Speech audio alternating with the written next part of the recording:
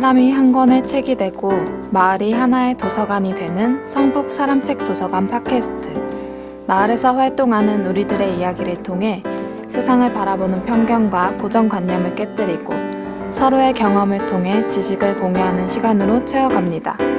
성북 구민 모두가 사람책이 되는 그날까지 한 권 한 권 채워가도록 하겠습니다. 오늘은 우리마을 톡투유 20동의 사람책을 펼쳐보는 시간입니다. 오늘 사람책 도서관의 진행을 맡은 이채원, 김지현입니다.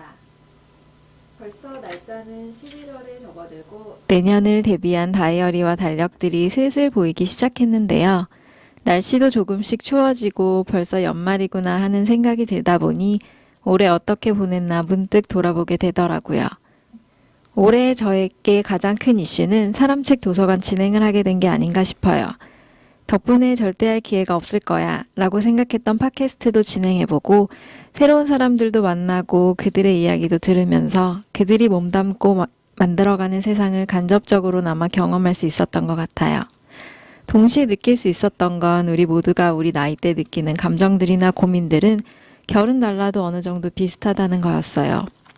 혼자만의 고민이 아닌 우리 모두가 이겨나가는 고민이라 생각하니 조금은 위안이 되더라고요. 이 방송을 듣고 있는 모든 청춘들, 오늘도 화이팅입니다.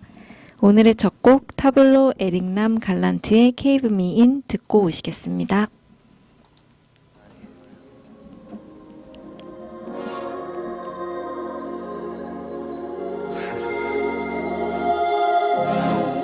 You get me lifted like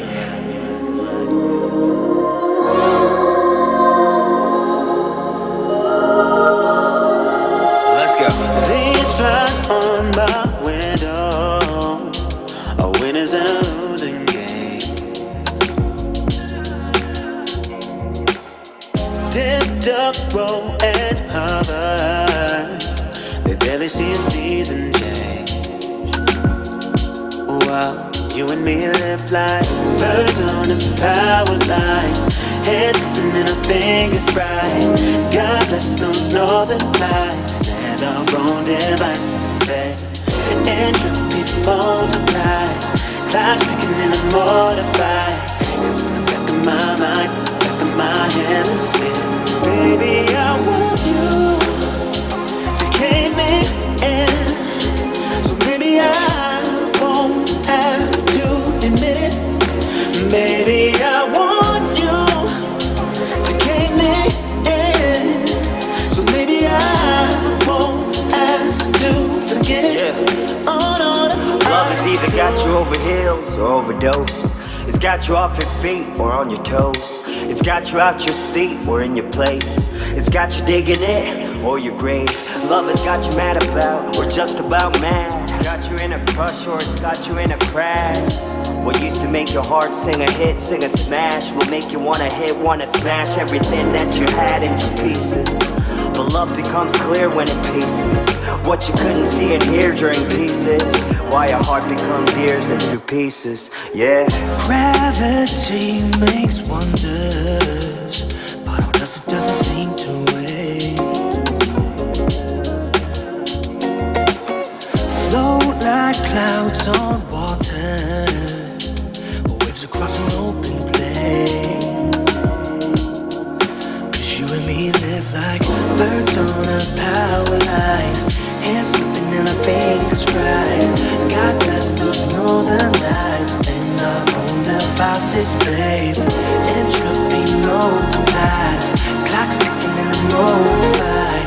'Cause in the back of my mind, in the back of my hemisphere, baby, I want you to cave me in. So maybe I won't have to admit it. Baby, I want you to cave me in. So maybe I won't ask to forget it. I want it like you. Oh,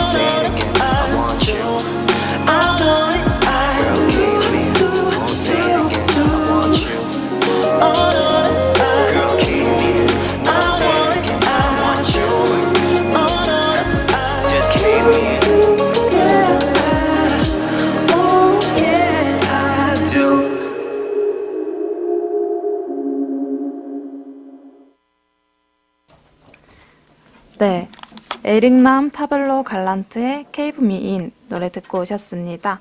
네, 오늘은 지역 사회에서 자립해서 함께 살기란 제목으로 사람책 도서관의 270번째 사람책을 모시는 날입니다. 안녕하세요. 자기소개 부탁드릴게요. 네, 안녕하세요. 저는 장애인 배움터 너른마당의 대표 배미영입니다. 네, 반갑습니다. 반갑습니다. 먼저 너른마당 대표라고 하셨는데 네. 너른마당에 대한 소개부터 부탁드릴게요. 네, 장애인 배움터 너른마당은 이제 장애인 평생교육시설인데요. 그러니까 2007년도에 안암동에서 장애인 여학으로 시작해서 지금은 평생교육시설로 등록한 곳입니다. 현재는 동선동에 있고요. 네. 현재 동산동에 2007년에 이제 야학으로 시작을 하셨잖아요. 네네. 그럼 횟수로는 이제 12년 차신데 어떻게 처음 이렇게 시작을 하게 되셨어요? 처음에 시작은 되게 좀 약간 뭐랄까 우연 같은 거였는데요. 네네. 제가 이제 다니던 직장을 그만두고 잠시 쉬고 있을 때 장애인단체에서 일하던 선배가 이제 그곳에 있는 회원들을 대상으로 검정고시 수업을 좀 해달라 이제 네네. 이렇게 해서 장애인분들하고 인연을 맺기 시작했고요. 그러다가 이제 그 프로그램이 없어지면서 장애인 야학은 이제 프로그램이 없었어요. 그러다가 이제 그때 공부하셨던 분들이 당시에는 서울에 있는 이제 장애인 야학이라고 하면 아차산 정립회관에 있는 노들장애인 야학밖에 하나밖에 없었고, 그러면 동대문이나 성북 인근 지역에 있었으면 좋겠다 이런 표현을 이제 하시더라고요. 그래서 그 말이 계기가 돼서 장애인 권리 운동을 함께했던 뭐 선배들이나 동인 장애인 당사자분들이랑 이게 같이 해서 뭐 후원도 받고 모금 활동도 하고 뭐 후원 호프 이런 걸 통해서 이제 안암동에다가 자리를 잡았죠. 네. 저는 그 너른마당도 궁금하지만 배미영님이 어떻게 그거를 시작하게 됐는지, 원래 관심이 있었는지 이런 게 궁금했거든요. 아, 저는 이제 학교 다닐 때부터 약간 사회운동에 관심이 있기는 있었어요. 근데 뭐 사회운동을 직업적으로 하지는 이게 사회단체 활동가 이런 걸 직업적으로 하고 있지는 않았는데 일반 직장을 다니면서 뭐 어쨌든 사회 목소리나 이런 단체들의 후원을 하거나 정당에 후원을 하거나 이런 거를 하고는 있었죠. 근데 그러다가 이 아까 말했던 그 장애인 단체랑 직접적으로 연을 맺게 되는 걸로 그 프로그램의 강사로 맺는 걸로 이제 시작이 돼서 장애인 권리 운동 이라고 할 수 있죠. 사실은 야운동이라는 게 그렇게 해서 시작됐어요. 네네. 네.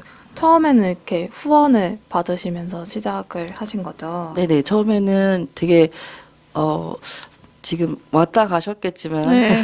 지금은 되게 넓은 공간에 있거든요. 네네, 맞아요. 그때는 그 공간의 3분의 1 정도 되는 공간에 사무 공간, 교육 공간, 부엌, 화장실까지 다 있는 공간이었거든요.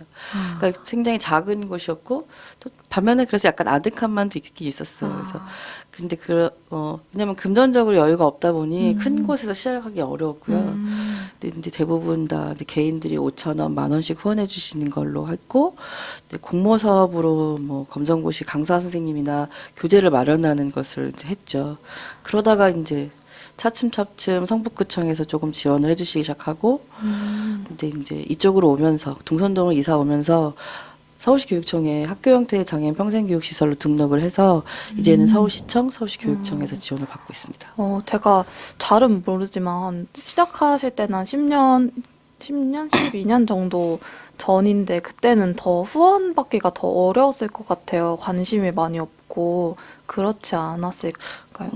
뭐 후원은 지금이나 그때나 어려웠던 건 똑같아요. 아, 또 그래요? 근데 어쩌면 지금이 더 어려운 부분이 있는 것 같아요. 이제 경제적으로 어렵다 보니까 이 후원을 하시는 분들은 저희만 후원하는 게 아니고 사실 대부분 많이 후원하세요. 이렇게 보면은 저도 그렇지만 주변에 한 달에 후원금 정도 얼마 정도 나가 이런 질문하면 뭐 10만 원, 15만 원 이런 거 되게 많거든요. 저희한테 후원하시는 분도 비슷한 거예요. 근데 그때만 했때 시간이 지날수록 후원하는 데가 늘어나니까 지금이 어쩜 더 어려울지도 모를걸요. 개인 후원자들은. 그렇구나. 여러 군데를 이제 하다 보니까 그렇죠. 사실 저는 지내면서 장애인 분들을 거의 잘 못 본 것 같은 느낌이 들어요. 제가 이제 인터뷰도 하고 하면서 생각을 좀 해봤는데 정말 내가 과연 많이 봤을까 싶은데 정말 없더라고요. 근데 혹시라도 이렇게 마주치게 되는 순간들이 있잖아요. 그런 어떤 편견을 없애는 과정? 그러니까 편견이라기보다는 이제 장애인분들이 보면 약간 어떻게 해야 되지? 이런 상황이 살짝 생기기도 하는데 그런 과정들이 어떻게 중요한가, 뭔가 벽이라고 해야 되나? 그런 게 어떤 게 중요한지. 저는 어쨌든 궁금해요. 가장 중요한 거는 자주 만나는 스킨십이라고 생각을 하는데요. 네. 사람이 친해지려면 같이 술도 먹고 영화도 보고 놀러도 가고 이래야 되잖아요. 네네. 장애인분들도 똑같은 거라고 생각을 해요. 근데 지금까지 우리 사회에선 장애인들이 되게 장애인 정책이라는 것 자체가 좋은 시설에 물 좋고 산 좋은 곳에 좋은 시설 만들어 놓고 그분들한테 서비스를 다 해주고 니들 거기서 있어. 약간 이런 형태로 진행돼 왔다고 하면 지금은 좀 약간 장애인계 쪽의 패러다임이 좀 바뀌어서 지역 안에서 자립생활에서 같이 살기 이렇게 되거든요. 근데 그러려면 아까 말한 것처럼 비장애인들고 장애인들도 서로의 벽이 좁혀져야 그게 현실적으로 살 수 있는데 아까 말씀하신 것처럼 어떻게 하면 그 벽을 좁힐 수 있느냐. 저는 어쨌든 만날 수밖에 없는 것 같아요. 근데 우리가 머릿속에 떠오르는 장애인의 이미지는 사실 그 되게 경직이 심한 뇌병변 장애인이나 아니면 소리를 막 지르거나 뛰어다니는 이런 발달 장애인들이 머릿속에 사실 많이 떠오르거든요. 그렇죠. 네, 그거 아니면 이게 서번트 증후군이라고 하지. 약간 천재적 기질이 보이는 어떤 한 부분의 천재적 기질이 보이는 발달 장애인. 예를 들면 음악이라든가 뭔가를 되게 잘 외운다든가 이렇게 머릿속에 딱 장애인은 약간 고정화된 게 있는데 지금 시대에서 말하는 사실 인권을 되게 많이 얘기하잖아요. 요즘 시대에. 근데 청소년 인권 뭐 누구의 인권 얘기할 적에 나로 봐달라 이런 얘기 많이 하잖아요. 그것처럼 장애인분도 사실 각자의 개성이 있고 각자의 성향이 있기 때문에 그냥 만나는 수밖에 없는 것 같아요. 이게 이런 얘기를 질문을 받으면 네. 그렇죠. 사실 이게 좀 정답 같은 걸 얘기해주면 좋은데 그러면 사실 경험이 없으신 분들 만나던 경험이 없던 분들한테는 이러면 좀 편하게 다가갈 수 있어 이렇게 생각하는 정답이 있으면 진짜 좋은데 그렇지가 그렇죠. 않아서 네. 저는 좀 그냥 약간 대신에 좀 마음을 열고 서로 대화하는 것 이게 가장 먼저 중요한 게 아닌가 이런 생각이 좀 들어요. 그래서 말이 좀 빠른가요? 아니요. 그래서 이제 이사도 오시게 된 건가요? 네. 그 좀 지역적 좀 번화가 있잖아요. 어떻게 네네네. 말하면. 네. 뭐 이사를 오게 된 계기는 뭐 몇 가지가 사실 있는데요. 이제 계속 개인의 후원이나 약간의 지원금으로는 버티기가 사실 쉽지는 않았거든요. 이제 그러면 안정적으로 저희 오시는 학생분들하고 수업을 잘 하려면 강사 수급도 되고 공간도 좀 여유가 있어야 되고 이런 고민들 속에서 이사를 고민을 하다가 되게 우연한 계기로 그 성북 마을극장을 그 장애인 문화 예술판에서 이제 장애인 접근이 가능한 극장을 소극장을 만들고 싶다 이런 얘기가 있었어요. 네네. 그래서 그러면 근처에 가면 서로 어쨌든 장애인 접근이 가능한 극장과 장애인 야학이 같이 움직여서 근처로 움직이면 서로 좋은 시너지가 되지 않겠느냐. 네네. 이렇게 해서 같이 알아보게 된 계기가 됐거든요. 네. 그러다가 마침 지금 들어간 건물이 3, 4층이 비어 있었어요. 아니, 제가 그 건물 밖에서 간판을 봤거든요. 네네. 마을극장. 근데 이제 그 간판을 못 찾아가지고 간판은 안 했어요. 일부러 안 하셨나요? 아니 처음에 할 때 네. 돈이 없어서 안 했는데 네네. 근데 그냥 나름 또 익숙해지다 보니까 또 그냥 놔두게 굳이. 되더라고요. 그래서 이제 하기는 해야 될 것 같아요. 그래서 그때 3, 4층이 비어서 같이 들어오시게 된 건가요? 네네네 그렇게 됐죠. 그 바람에 저희 학생분들하고 예술 프로그램 할 때도 네. 이제 같이 진행하고 극장에서 같이 진행하고 뭐 이런 여러 가지 좋아요. 그래서 음악 프로그램 할 때도 또는 저희 뭐 학생분들 1년 동안 작품 발표회 같은 거 할 적에도 마을극장에서 어쨌든 하고 이러니까 되게 좋아하시고 학생들도 그러세요. 되게 시너지가 좋은 것 같아요. 와. 그리고 저는 조금 놀랐던 게 어떻게 말하면 번화가 성신여대 근처잖아요. 네네네네. 그래서 그 번화가 있어가지고 우리 동네만 제가 못 봤구나 싶은 생각이 좀 들더라고요.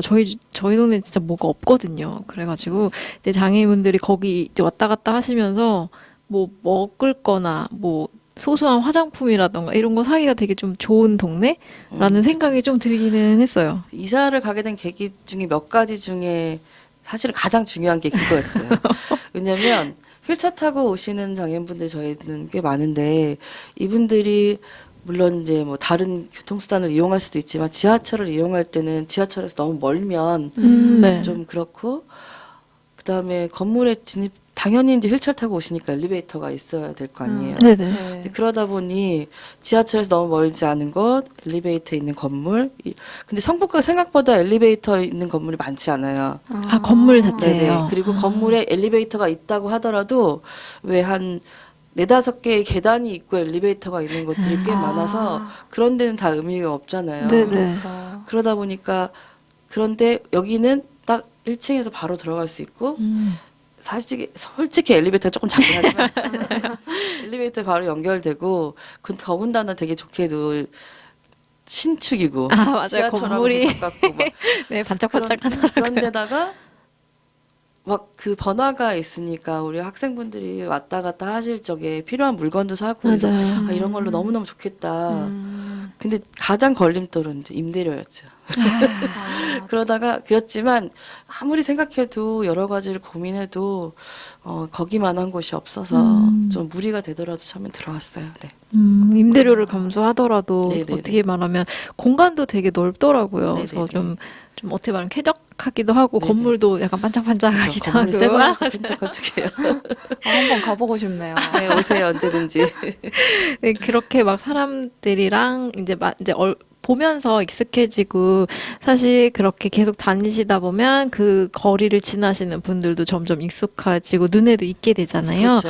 네, 근데 제가 듣기로는 이제 주말에는 또 청소년 프로그램도 같이 운영을 하신다고 들었어요. 네네네. 이제 아까 오늘의 주제가 지역사회에서 자립해서 함께 살기잖아요. 맞아요. 그러니까 이게 장애인 운동, 장애인계의 어쨌든 패러다임이 시설 정책에서 탈시정 정책으로 오고 지역에서 함께 사는 정책으로 변화하는 건 장애인 당사자들의 목소리였어요. 근데 그들이 어쨌든 나도 시설에 갇혀 있기 싫고 다른 사람처럼 함께 살고 싶다.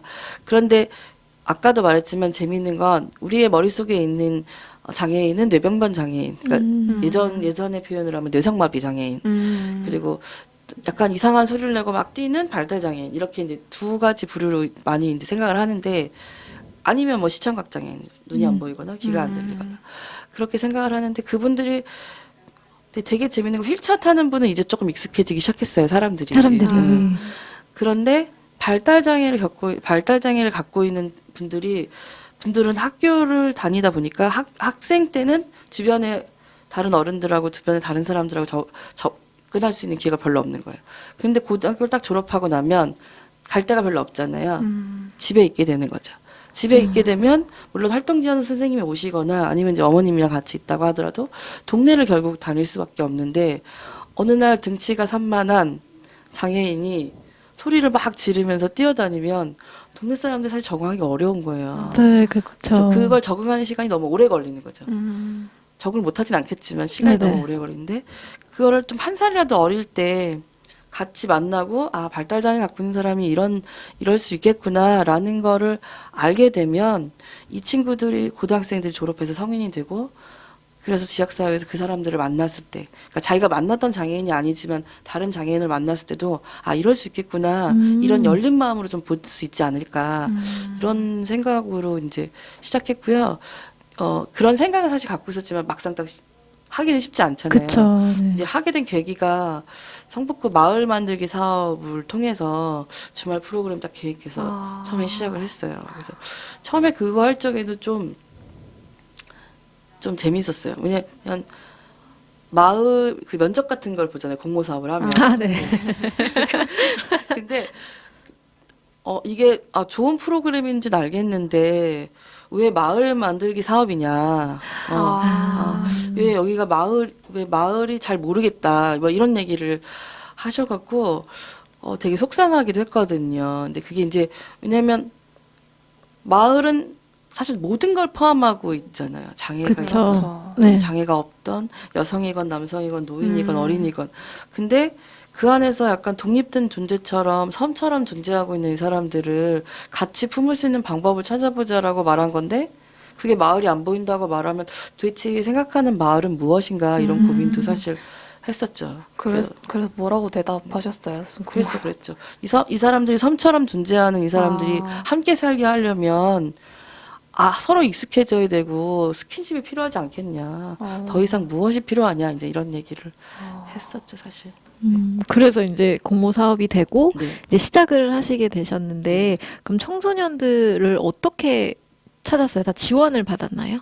아니요, 그런 게 이제 뭐냐면 저희가 이제 이번에 A4지에다가 네. 이런 학생들을 자원봉사할 분들을 찾습니다. 이렇게 아, 해갖고 네네.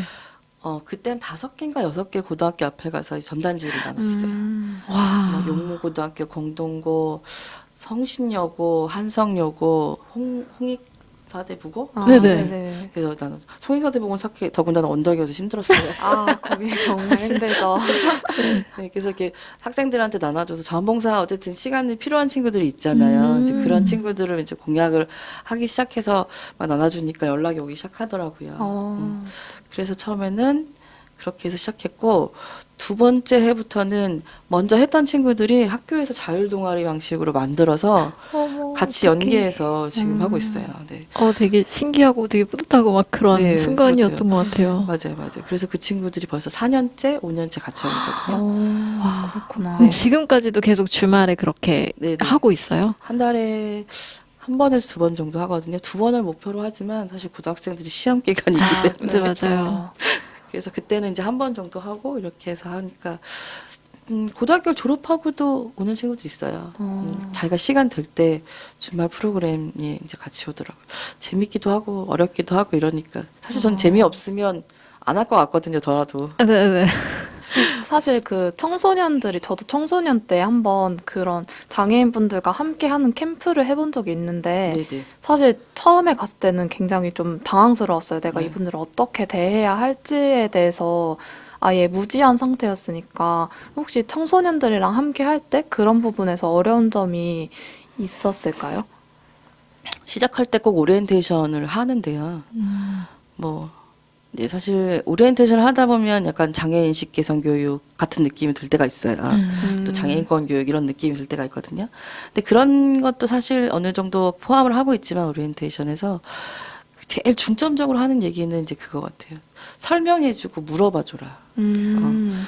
그냥 오늘 활동하니까 그냥 손잡고 계속 다니는 게 아니라 오늘 오전에는 같이 나가서 성북천을 걸을 거야. 성북천을 걸어서 뭐 바람마당을 가든 또는 뭐 어딜 가서 잠깐 쉬었다가 점심 먹고 사무실 너른마당 다시 들어와서 이러이런 활동을 할 거야라는 설명을 공식적으로 크게도 하지만 짝꿍한테도 그걸 얘기해 주라고 해요. 근데 하루 종일 거에 대해서 조금 있다 뭐 할 거야. 바로바로. 조금 있다 있을 활동에 대한 얘기도 좀 설명해 주라 하고 아까도 발달장애 갖고 있는 분들이 자기의 의사소통이 잘 안 되다 보니까 할 수 있는 방법을 막 소리를 지르거나 또는 침을 뱉거나 때리거나 막 뛰거나 이러거든요. 근데 그러면 우리가 못 알아듣더라도 물어봐 줘라. 혹시 뭐가 기분이 나쁜 게 있었어? 이거 하고 싶지 않은데 하자고 한 거야? 뭐 이런 질문을 좀 하면 좋겠다 이런 얘기를 많이 해요. 근데 그게 실제로 그런 학생들한테도 장애 학생들한테도 도움이 돼요. 이제 일례로 4년째 같이 하고 있는 친구가 있는데 침을 되게 많이 사실 되게 예술로 뱉거든요. 사람이 높이가 딱 있으면 사람을 딱 넘겨서 이렇게 막 침을 뱉어요. 진짜 예술로 뱉어요. 어떻게 저걸 연습했을까 싶을 정도인데 근데 침을 뱉거나 그게도 안 되면 막 자기를 때리고 옆에 있는 사람을 막 때리는 거죠. 그게 이제 표현하는 거예요, 네네. 의사를. 그러니까 자기가 무슨 말을 하는데 상당히 못 알아듣니까 이제 답답하니까. 답답하니까 언어로서 소통이 안 되니까. 그래서 그 친구랑은 정말 처음에 많이 힘들었어요. 계속 저도 그 친구 때리면 저도 계속 맞을 수밖에 없잖아요. 근데 맞으면 방법은 덜 아픈 데를 갖다 대는 거예요. 왜냐면 내가 도망간다고 해결되는 문제가 아니니까 덜 아픈 데를 갖다 대거나 손을 잡거나 이렇게 맞거나 이렇게 하는데 지금은 좀 그 친구한테 내가 그때는 그냥 막는 수준이었다면 지금은 내가 맞으니까 아파. 너도 때릴 때 손바닥이 아프잖아. 이런 얘기를 하고 혹시 이게 하고 싶지 않아서 네가 기분이 나빴던 거면 안 해도 돼. 안 해도 막 그러면 아빠 안 해도 돼. 혹시 정말 하고 싶지 않은데 내가 그랬으면 그렇다고 생각이 되면 손 잡아 줄래? 뭐 이러면 손을 잡아주면 이 친구 안 하고 싶었다는 의사잖아요. 그렇게 지금은 의사소통을 하는 방법을 조금씩 찾아가고 있는 거죠. 그렇군요. 이어가서 좀 더 우리가 장애인 분들을 만났을 때 어떻게 기억해야 할 그 에티켓 같은 게 혹시 있을까요? 그러니까 뭐 에티켓이라고 하면 사실 뭐 장애인이나 비장애인이나 비슷하다고 생각이 드는데요. 아, 그러니까 우리도 누가 나한테 아무 생각 없이 훅 도와준다는 의미로 확 잡아주고 이러면 되게 놀라고 깜짝 그쵸, 놀라잖아요. 그쵸. 네. 마찬가지로 장애인분들도 이제 만약 휠체어가 약간 비틀어져서 도움이 필요한 것 같아서 확 도와주면 오히려 이분은 깜짝 놀라서 오히려 막 옆에 그 경직이 심한 분들은 자기 의도하지 않지만 손이 먼저 이렇게. 때리게 되는 거거든요. 왜냐면 이게 자기는 때리려고 한 게 아니에요. 왜냐면 이건 신경반사 반응이니까. 아, 근데 자기는 도와주러 갔는데 얻어맞았으니까 기분이 그렇죠. 그럴 수도 있는 상황이 생길 수 있으니 조금 먼저 혹시 도움이 필요하시냐 이런 질문을 좀 해주시면 좋을 것 같아요. 그게 이제 가장 기본적인 에티켓 중에 하나이거든요. 그런 정도. 뭐. 또 뭐가 있을까? 또 뭐가 있을까요? 뭐 아까 말씀하셨듯이 의사가 가장 중요한 것 같기는 네네네. 해요. 어떻게 말하면 그 친구들은 의도하지 않았는데 뭐 손이 먼저 나간다던가 뭐 때린다거나 침 막 이렇게 뱉은다고 하셨잖아요. 네네네. 그래서 저도 그 생각은 못 했거든요. 뭔가 이렇게 누가 넘어져 있으면 당연히 반사적으로 괜찮으세요? 말하면서 이렇게 뭔가 손을 잡는다거나 이렇게 하게 되는데 얘기를 듣고 보니까 아, 내가 정말 물어볼 수 있는 건데 라는 생각이 조금 들기는 그 해요. 부분은 네. 사실 아이들도 비슷해요. 왜 우리 이제 걷기 시작한 지 얼마 안 되면 많이 넘어지잖아요. 맞아요. 조금 더 지나면 4살, 5살짜리 친구들도 넘어지면 어른들이 다쳤을까봐 벌떡 일으켜 세우는데 놀라서 네. 물론 아이들이 놀라는 것도 있지만 사실 아이들이 충분히 그 아픔을 즐기고 자기 스스로 일어나는 훈련하는 것도 필요하다 이런 얘기를 즐긴다는 표현 좀 이상하지만 그것도 필요하다고 하거든요. 그러니까 그것도 도와주는 것도 일어날 수 있어. 만약에 도움이 필요하면 손 잡고 일어나 뭐 이렇게 하라고 이제 육아하시는 분들은 말씀하시죠. 저는 아이를 안 키우기 때문에 말씀하시는 것처럼 비슷한 것 같아요. 그리고 막 청소년 인권 특히 얘기할 적에 아무도 내 얘기는 물어주지 않아. 이런 말 많이 하거든요. 학교 가서 이렇게 물어보면. 근데 그거는 지금 우리 사회에서 약간 약자라고 분류된 사람들 이게 다 하는 말인 것 같아요. 내 의견을 듣지 않아, 나한테 묻지 않아, 막 이런 얘기. 근데 그런 거에서 출발하는 것 같다라는 생각 들어요. 그럼 어쨌든 가장 에티켓은 물어봐 주는 건 것 같아요. 설명하고 물어보는. 어찌 보면 당연한 건데 또 그런 장애인이라는 말 속에서 뭔가 특별하다고 느끼는 것 때문에 더 그거를 무시하게 되는 경향이 있는 것 같아요. 그럴 수도 있죠. 네. 저희가 또 이제 에티켓 하니까 좀 생각이 난 건데 그 엘리베이터 앞에서 지켜야 되는 에티켓이 또 있다고 들었어요. 네. 엘리베이터는 엘리베이터 안에 사람이 많이 타 있으면 휠체어가 타기가 좀 어렵잖아요. 근데 그러면 뭐 많이 타 있지 않다고 하더라도 너무 많이 타 있으면 사실 방법이 없기도 해요. 근데 이제 좀 몇 분 안 계신데 이렇게 휠체어가 들어오면 한쪽으로 좀 서주시면 좀 들어가기가 좀 수월하거든요. 그리고 탈 때도 같이 기다리던 빈 엘리베이터 탈 때도 기다리던 분들이 휠체어가 좀 먼저 타고 조금 기다렸다가 타주시면 좋은데 이제 엘리베이터가 오니까 휠체어가 아무래도 진입하는데 시간이 좀 필요하잖아요. 그렇죠. 그러니까 먼저 훅 안 들어가 버려서 자리를 잡으시는 경우도 꽤 있거든요. 그래서 그런 경우에 조금 기다렸다 타주시면 좋겠다 이런 생각이 좀 있고 가끔은 이건 에티켓이라고 말하기는 좀 그렇지만 왜 엘리베이터가 사람이 꽉꽉 차서 올라오고 꽉꽉 차서 내려오고 이러다 보면 중간에 휠체어 타신 분은 한 7, 8대씩 엘리베이터 보내야 될 때가 있거든요. 그때는 좀 에티켓은 아니지만 뭐 그거는 뭐 알아서. 출근 시간, 퇴근 시간 이럴 때는 더 그럴 힘들 땐 것 사실 같아요. 장애인분들 많이 욕먹어요. 엘리베이터에서 지하철 타고 이제 이러면은 막 바빠 죽겠는데 사람도 많은데 왜 이 시간에 나와서 이러냐. 근데 그분들도 출근하시거든요. 그쵸. 장애를 갖고 있다고 직장을 못 가는 건 안 가는 건 아니니까. 우리 사회가 뭐 장애를 갖고 있으면 사실 직장 구하기는 어렵지만 그래도 일을 하시는 분들은 있거든요. 근데 뭐 출근 시간에 사람 많은데 뭐 휠체어 타고 왔다는 둥 막 그런 얘기 들을 때 좀 속상하죠. 옆에서 그런 얘기 들으면. 많이 속상하겠다. 그 휠체어를 장애인 분들 중에 특히 휠체어를 이용하시는 분들은 공간에 대한 제약이 굉장히 그렇죠. 많이 있을 것 굉장히 같아요. 많죠. 그런 점에 대해서는 혹시 어떻게 근데 이제 어쨌든 휠체어가 차지하는 공간이 일반 의자보다 크고 또 이렇게 이동의 경로를 생각하면 그냥 두 발로 걷는 사람보다는 훨씬 넓은 공간을 차지하잖아요. 그리고 또 이렇게 턱이 있으면 접근하기가 어렵고. 근데 여기도 보면 이제 다 경사로를 다 이제 하셨잖아요. 네네. 처음에는 없었거든요.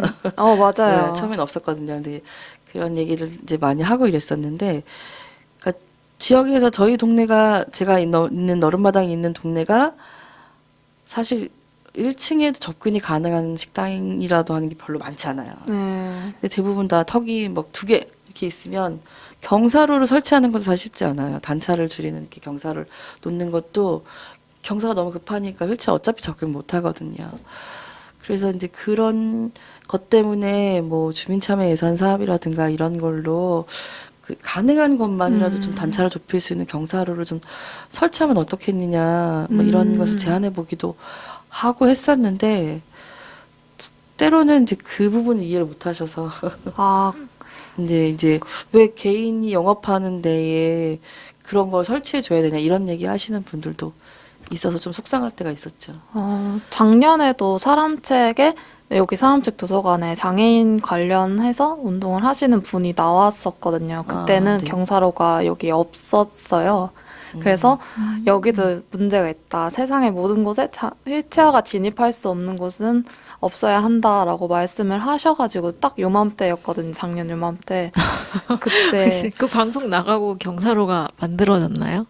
저 그때 이후로 만들어진 건지 저가 잘은 모르겠는데 아무튼 그런 얘기를 해주셔가지고 저는 되게 뇌리에 엄청 깊게 박혀가지고 항상 그거를 생각하게 되더라고요. 근데 제가 성북구에서 꽤 오래 활동을 했는데 나름 친구들이 다 이렇게 인권에 대해서 많이 생각을 하고 하는 친구들이 많다고 생각을 하는데도 성북구에도 사실 그런 턱이 많은 곳이 정말 많더라고요. 제가 활동하는 공간에도 여기는 정말 이런 턱이 있으면 안 되는 공간인데 우리가 활동하는데 어떻게 이럴 수가 있어라는 생각을 하기도 하고 그때 나오셔서 그런 얘기도 해주셨어요. 그 휠체어가 다닐 수 있는 경사로가 있는 건물인데 그 앞에 자갈이 다 깔려 있다. 맞아요. 그런 그런 게 많아요. 거는 그런 건 진짜 그냥 명목상으로 만들어 놓기만 한 자갈 네. 휠체어 타신 분들한테는 정말 특히 수동 휠체어 타신 분들도 힘들고 전동 휠체어 타신 분들도 다 너무 힘들어하세요. 사실 그쪽 길 안 가고 싶어 하셔요. 그래서 저 8월에 이제 제가 친구랑 같이 제주도를 갔다 왔는데 거기에 왜 그 미로 뭐 이런 박물관 같은 게 있더라고요. 그래서 거기 가보고 싶어 해서 갔는데 잘 만들어져 있는 것 같은데 바닥에 다 자갈, 요만한 조그만 자갈들로. 그래서 그 미로를 다 통과하고 나서 이 친구가 너무 피곤해하는 거예요. 몸이 계속 진동이 있으니까 우리 왜 되게 흔들리는 버스에서 오래 타면 이렇게 꾸불꾸불한 길 오래 타면 되게 몸이 힘들잖아요. 멀미도 네, 맞아요. 하고 어지럽고 이 친구도 그렇게 하거든요. 그러니까 실제로 경사로 있지만 앞에 자갈이 있으면 의미가 하나도 없어요. 그쵸, 의미가 없죠. 지금 진짜 왜 자갈을 깔아놨니? 그냥 멋으로 이렇게 그냥 보기 좋으라고 깔아놓은 그런 건데. 경우도 있고 때로는 뭐 흙으로 놔두는 것보다는 낫지 않을까 이렇게 생각해서 하시는 분들도 있어요. 혹시 그런 그 경사로에 대한 법적 그런 제약이 아니라 그런 게 경사로가 있나요? 법적으로 장애인복지법이나 뭐 건축법 이런 것 등에 의해서 뭐 몇 미터 이상 되는 가게에는 휠체어가 접근할 수 있도록 해야 된다 뭐 이런 게 있어요. 그 또 뭐 소방법 뭐 이런 것도 있고 사실 법이 있는데 이 보시면 아시겠지만 생각보다 그게 되게 넓은 한 100평 이 정도 된다고 죄송해요. 그 기억이 안 나는데 그게 좀 넓은 범위에 있는 가게나 이런 데 적용이 되고 보통 우리가 생각하는 이런 식당들의 사이즈에는 적용되는 법률이 아니에요. 제가 생각할 때는 그렇게 경사로를 만들어 놓고 자갈을 깔아 놓는 거는 그냥 전혀 사실 진짜 휠체어가 진입하라고 생각을 안 하고 그냥 법적으로 하라고 하니까 만들어 놓긴 했는데 자갈이 예쁠 것 같네 해서 깐 것 같은 그럴 느낌이 수도 들어가지고 그러니까 사실 뭐 아무 생각이 없었을걸요. 장애인이 올 거라는 생각은 하지 않았을 거예요. 법적으로 그렇게 하라니까. 뭐 1층에 네. 단차가 없어야 된다 이러니까 했을 수도 있고 뭐 이제. 그게 네. 비단 뭐 휠체어뿐만 아니라 뭐 유모차도 그렇고 저는 일할 때 카트를 자주 쓰거든요. 네. 아, 너무 불편해요. 되게 요만한 턱이 탁 걸리면 짐 다 쏟아지고 네. 막 이래요. 맞아요. 안 보고 또 걸으면 또 엎어지기도 하고. 네. 그 경사로 관련해서 주민참여 예산도 참여하셨는데 이루어지고는 있나요? 그게 서울시 주민참여 예산 사업으로 뭐 제가 제안하거나 이런 건 아닌데 돼서 시행되고 있는 동네가 있고 성북구에도 그렇게 해서 시행하고 있었을 때도 있었는데 제가 제안했을 때는 어쨌든 그때 재산위원들이 와서 실사하고 현장 실사하고 이럴 때 좋은 반응은 아니었어요. 왜 그게 공공의 목적에 맞는지 부합하는지 모르겠다. 이미 주민참여 예산 사업을 기존에 한 적이 있는데도 그렇게 생각을 하시더라고요. 그래서 제가 주민참여 예산위원을 저도 해봤거든요. 초기에 네네. 예산제가 만들어질 때. 그래서 근데 그 중요한 게 있어요. 3가지. 공공의 목적에 부합할 것, 적정한 예산일 것, 시급성을 요할 것, 뭐 이런 뭐 몇 가지 요건들이 있거든요. 근데 제가 시급성을 요하거나 예산이 적정하지 않다고 하면 내가 이해할 수 있겠다. 근데 공공의 목적에 부합하지 않는다고 말씀하시는 거는 도저히 납득할 수 없다. 이러면서 사실은 이제 길거리에서 소리 지르고 싸우게 돼요. 그런데도 그렇게 좀 별로 탐탁지 않아. 그러니까 어떻게 말하면 이해를 못 하시는 부분인 네네네, 거죠. 그렇죠. 아, 참. 공공인데 어떻게 말하면 진짜 일반 그냥 다니는 비장애인들도 사실 정말 주의 안 하면 넘어질 수도 있는 턱이잖아요. 그렇죠, 그렇죠. 아, 근데 근데 이제 또 되게 재미있는 건 우리 사회가 턱에 너무 익숙해져서 두 발로 걷는 분들은 네. 턱이 있는 데다 경사로를 설치하면 넘어지시는 분이 있어요. 아, 당연히, 오히려요? 왜냐하면 턱이라고 생각하고 이만큼 다리를 내렸는데 경사로는 그보다 좀 높으니까. 단차가 없으니까 네네. 다리를 잘못 디디게 되는 거죠. 그래서 넘어진 적이 있다고 어떤 가게에서는 설치했다가 없애기도 하더라고요.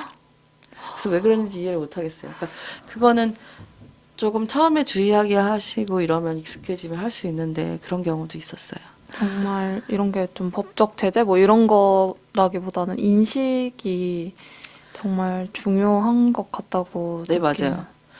제가 처음에 이제 어쨌든 장애인 지금 자립생활 얘기하지만 장애인 자립생활을 얘기하기 이전에 사실 장애운동의 큰 방향을 보면 이동권 얘기를 먼저 했었어요. 장애 당사자가 길을 나설 수가 없다. 우리도 지하철을 타고 버스를 타고 싶다. 막 이런 얘기를 막 했었는데 그때 제 친구가 아이를 키우고 있었는데 네. 그때 그러더라고. 자기는 도대체 길이 왜 불편한지 모르겠다는 거죠. 뭐 바퀴를 굴러가는 게 얼마나 그렇게 힘든지 모르겠다. 그래서 한참 지나고 그때는 아주 애기니까 그런 얘기를 했었는데 네. 근데 조금 지나서 유모차를 끌고 시작하니까 네가 무슨 말 하는지 알 것 같아. 길이 너무 이런 말 썼는데 그지 같다 뭐 이런 말. 이제 당사자가 되니까 약간 느끼는 그런 거. 느끼더라고요. 그러니까 근데 보면 유모차를 끌어봤어도 그냥 불편하다라고만 생각하지 다른 사람이 이거를 이동하기 너무 어렵다라고 생각하지 못하는 경향이 있는데 그러네. 저는 제 친구가 저 때문에 그걸 느꼈다고 생각해요. 어쨌든 계속 얘기를 해주고 그렇죠. 해주니까. 저도 방금 느꼈어요. 저는 자전거를 진짜 많이 타거든요. 방금 느꼈어요. 내가 자전거를 탈 때 불편한 게 그쵸. 조금이나마 그래도. 엄청난 유레카네요.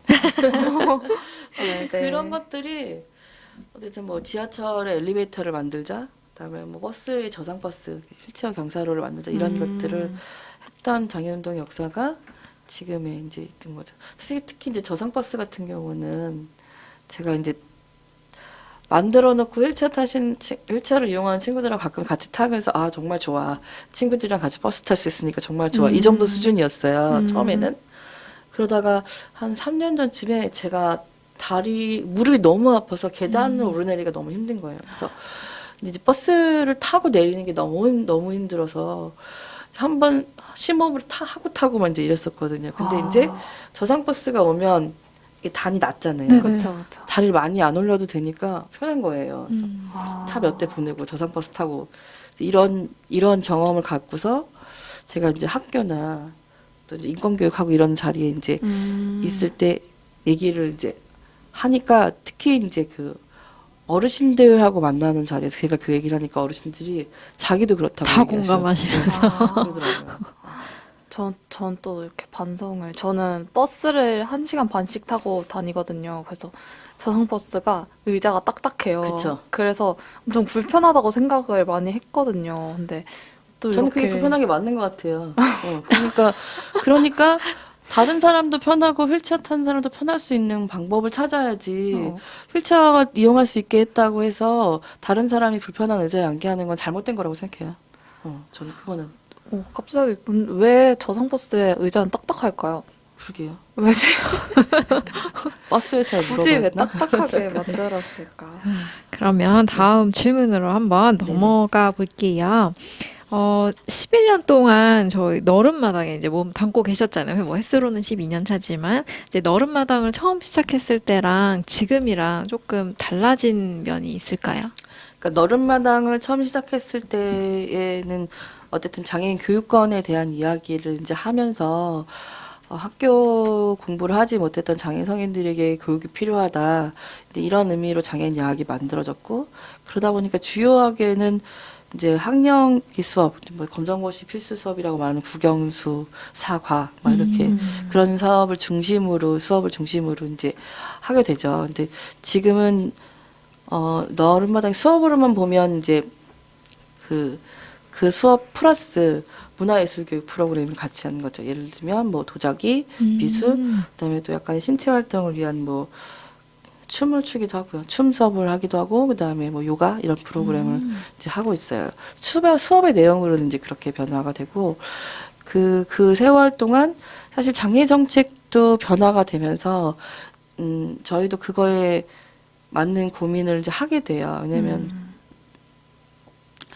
처음에는 이제 장애인이 교육을 받지 못했던 것 때문에 교육권의 문제를 얘기했다면 지금은 이분들이 나와서 활동하는데 필요한 처음에 시기에 비슷하긴 했는데 왜 활동하는데 중증장애인들이 나오시려면 활동보조 선생님들이 필요하거든요. 활동 지원사들. 근데 활동 지원사들이 처음에 저희가 너른마당을 만들 때는 제도화되기 전이었어요. 제도화되는 과정 중이었어요. 그리고 그러다 보니까 재밌는 게 그 당시에는 너른마당이 야학이라는 존재가 너른마당뿐만 아니라 야학이라는 존재가 그분들에게 유일한 외출의 기회이기도 했어요. 그러다 보니까 수업이 되게 열심히 오셨죠. 지금 활동 지원사 선생님들하고 특히 날 좋을 때 봄에 가을에 저희 학교 안 나오고 놀러 가시기도 하고 막 이런 경기 조금 있고 그거 말고는 이제 또 말씀드렸듯이 이렇게 장애 정책의 변화에 의해서 그 활동 지원사의 시간 문제 또는 장애 등급의 문제 또 장애인분들이 어쨌든 검정고시로 학력을 인정받는다고 하더라도 직장을 구하는 게 현실적으로 너무 어려워요. 그러다 보니까 소득의 문제를 고민하는 것이 여러 가지가 있는데 그 중에 이제 부양 의무자 기준에 대한 이야기를 하게 되는 거죠. 우리가 생각하는 부양 의무자 기초수급자의 부양 의무자 기준은 80세 노인이 있고 50대, 60대 아들이 부양하지 않는 것에 대한 막 얘기를 하잖아요. 뭐 특히 뭐 폐지 주는 할머니가 아들이 있다는 이유로 수급이 되지 못해서 정말 어렵게 살고 있다 이런 기사들이 가끔 보는데 장애인의 문제는 좀 달라요. 80대 노모가 60세 아들과 딸을 장애가 있는 아들과 딸을 부양해야 하는 문제가 있는 거거든요. 이 할머니도 일을 못하고 자녀도 일을 못하는데 약간의 소득이 있거나 연금이 있거나 이런 이유로 아들한테 딸한테 장애를 갖고 있는 자식한테 뭐 수급권이 인정되지 않고 그러면 일을 할 수도 없는 구조고 사실 그런 거에 대한 얘기 때문에 부양의무자 기준은 없애야 된다 이런 얘기를 하고 있거든요.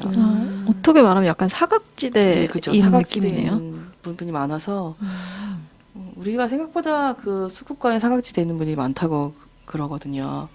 실제로 받아야 하는 분의 한 4분의 1 정도 수준이 수급에 인정된다. 뭐 이런 아. 얘기도 사실 하고. 그럼 꽤 많은 분들이 지금 사실은 받아야 되는데 못 받는 상황이기도. 그렇죠. 근데 그러면 이거 외에도 혹시 정책적으로 좀 변화가 돼야 된다고 느끼시는 부분이 있을까요?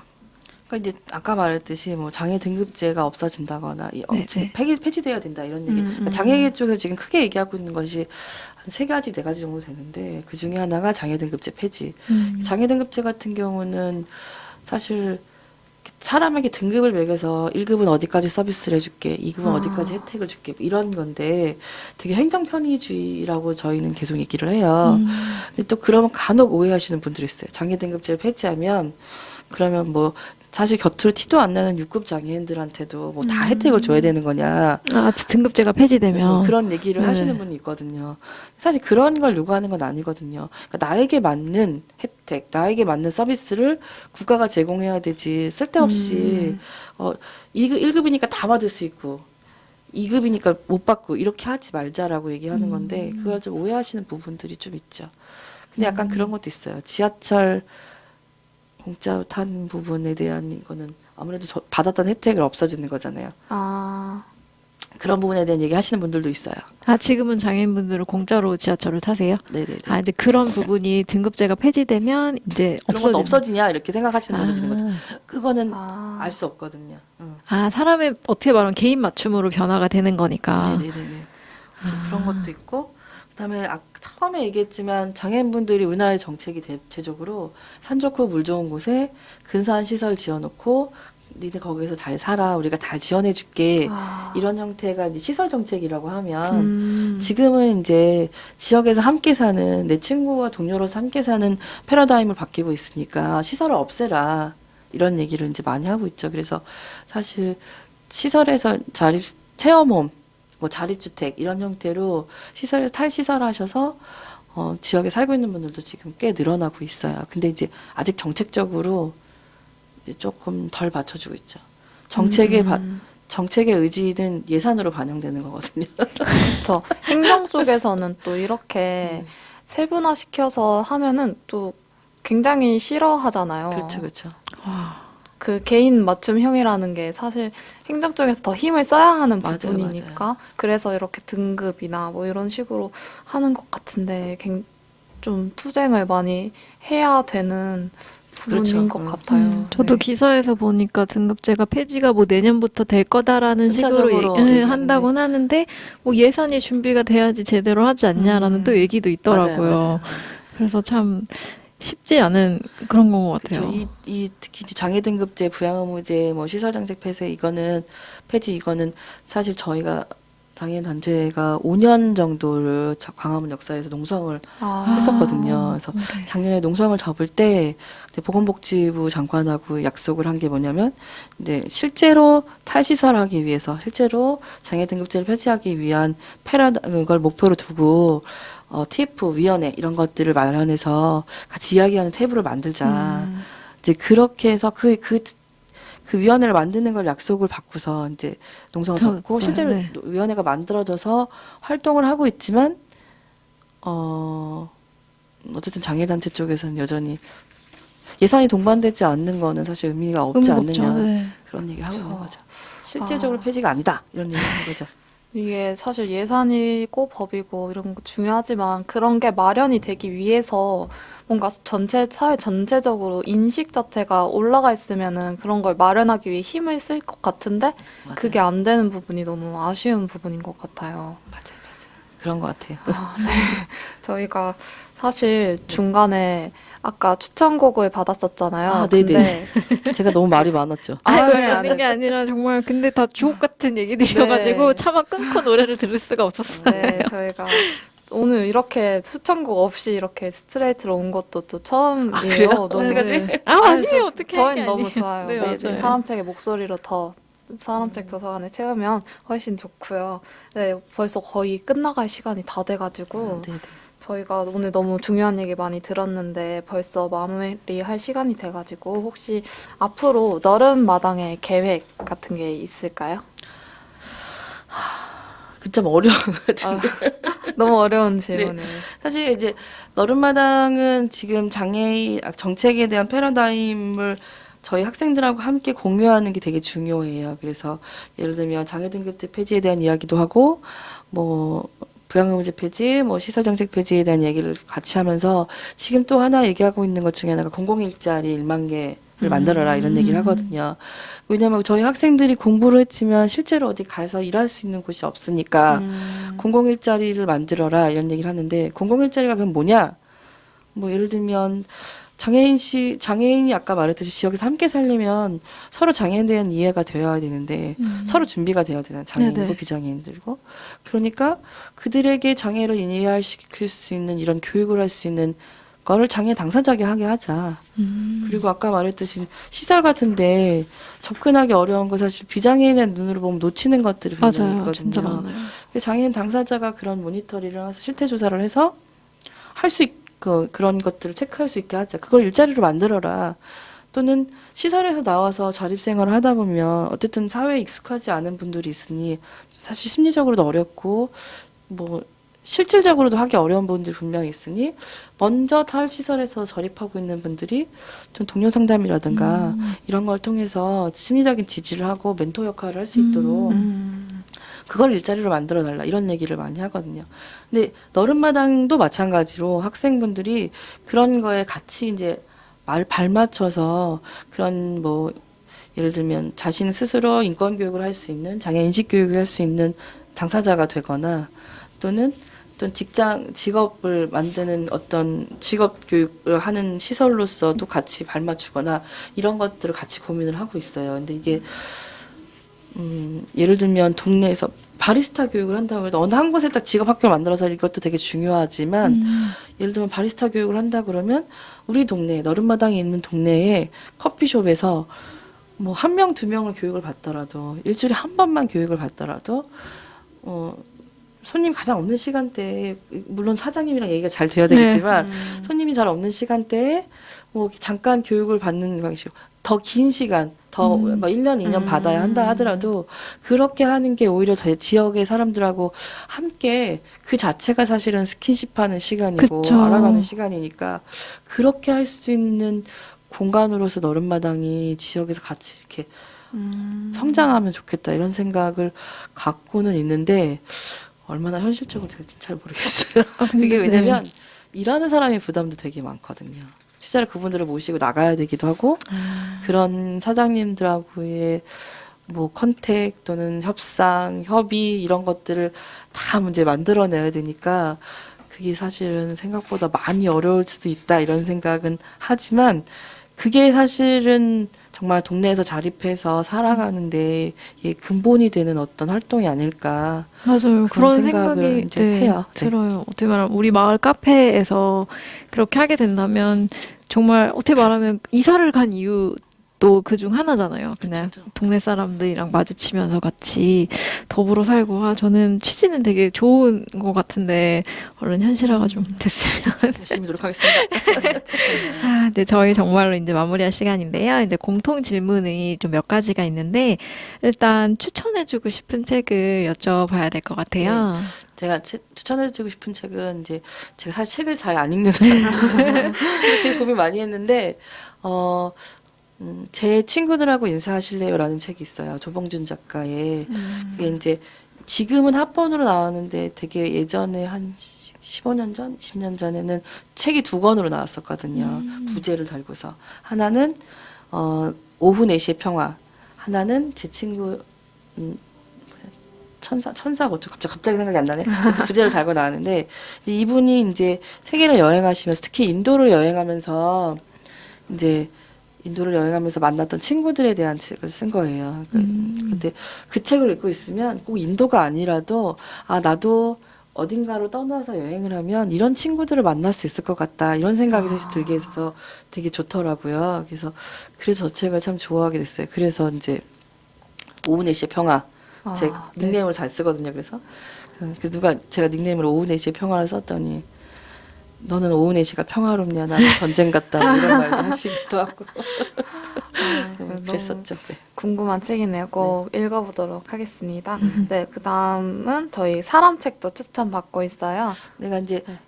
저는 이제 장애인 교육 분야에서 일을 하고 있잖아요. 네. 근데 장애인 쪽도 여러 분야의 활동가들이 되게 많은데 저는 이제 고민을 했던 게 장애인 문화예술 쪽 영역을 활동하고 계시는 장애인 문화예술판의 자동엽 대표님이나 아니면 수어통역센터의 윤현주 센터장님 뭐 이런 정도 생각을 했어요. 왜냐면 그죠. 문화예술 얘기를 할 수 있는 분이면 이제 자동엽 대표님이 좋을 것 같고 당사자가 와서 이야기를 하는 것도 되게 의미가 있잖아요.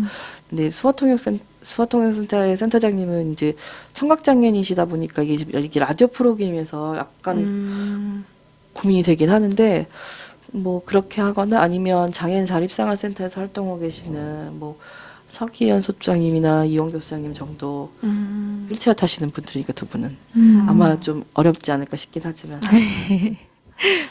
저희가 꼭 자리를 마련할 수 있도록 노력하겠습니다. 네, 그리고 아까 전에 잠깐 틀려고 했는데 저희가 이제 넘어간 추천해주고 싶은 음악 부분이 있어요. 어떤 거셨나요? 제가 이것도 되게 고민 많이 했어요. 저는 사실 약간 아이돌 음악을 좋아하기도 해서 최신 음악을 많이 좋아하는데 한동안 들었던 노래 중에 하나가 이제 그 볼빨간 사춘기의 초콜릿이라는 노래가 있어요. 되게 상큼하거든요. 네. 그래서 기분을 되게 좋게 하는 노래여서 아침에 하는 방송이니까 괜찮지 않을까 이런 생각을 분위기를 했었고요. 좀 띄우려고. 네. 사실 요새 듣고 있는 노래는 오히려 쇼미더머니에 나오는 주차점이 오늘 추천곡을 못 들었으니까 클로징 끝나고 틀면서 마무리가 하도록 할까요? 아, 좋네요. 그럼 정말 마지막으로 오늘 나오신 소감 듣고 네, 좀 슬슬 마무리를 할게요. 네. 네, 이게 좀 제가 원래 평소에도 좀 말이 많은데 아니에요. 말이 너무 많은 게 좋았어요. 아니었나 이런 생각을 좀 하고 저도 재밌었어요. 라디오 팟캐스트를 한 건 처음이거든요. 저도 이제 뭐 영상 다큐 찍거나 이럴 때 인터뷰를 하거나 이런 적은 꽤 있었어도 이렇게 방송으로 한 건 처음인데 그래서 처음에 추천이 들어왔을 때 하지 말까 이런 생각도 했었거든요. 근데 약간 거절을 못하는 성격이라. 근데 재밌네요. 생각보다 재밌어서. 다행이네요. 자동엽 대표님한테도 꼭 해보라고 얘기를 해보였어요. 네, 너무 잘하셨어요. 어떻게 보면 대본도 안 보시고 그냥 술술 맞아요. 얘기를 해주시는데, 와, 저는, 오늘 방송 짧게 끝나면 어떡하지라는 생각도 조금 했거든요. 근데, 너무 잘해주셔서 저희가 지금, 좀 안타깝지만 좀 촉박하게 이렇게. 네, 못한 얘기도 마무리를. 너무 많은데. 맞아요. 사실 아쉽네요. 고맙습니다. 질문을 하고 싶은 게 있는데, 죄송합니다. 아니에요. 지금 말이 많아서 그런 건 아니고 저희가 시간이 좀 짧아서 좀 그게 더 안타까운데 그래도 이 시간 동안 정말 알차게 이렇게 많은 얘기 해주셔서 정말 감사드리고요. 오늘도 시간 내주셔서 정말 감사합니다. 네, 고맙습니다. 네, 감사합니다. 고맙습니다.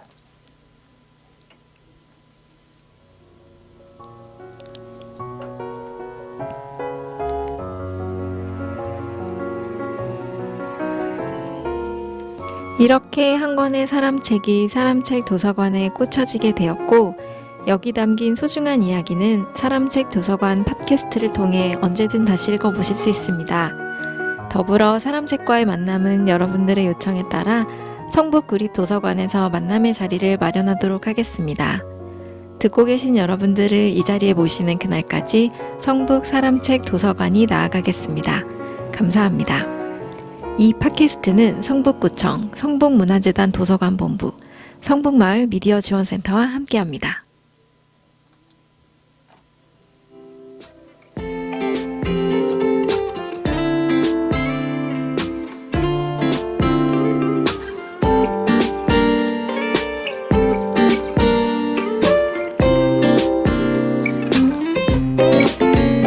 왠지 쌉쌀해 근데 또 달콤해 내가 지금 dark 초콜릿을 먹고 있는지 곁에 있으면 녹잖아 말 한마디에 흐르잖아 난 네가 참 좋아 넌 나의 chocolate chocolate chocolate 달콤한 나의 chocolate chocolate chocolate 눈을 뗄 수가 없어 너만 가지고 싶어 없는 네 얼굴 그 앞에 날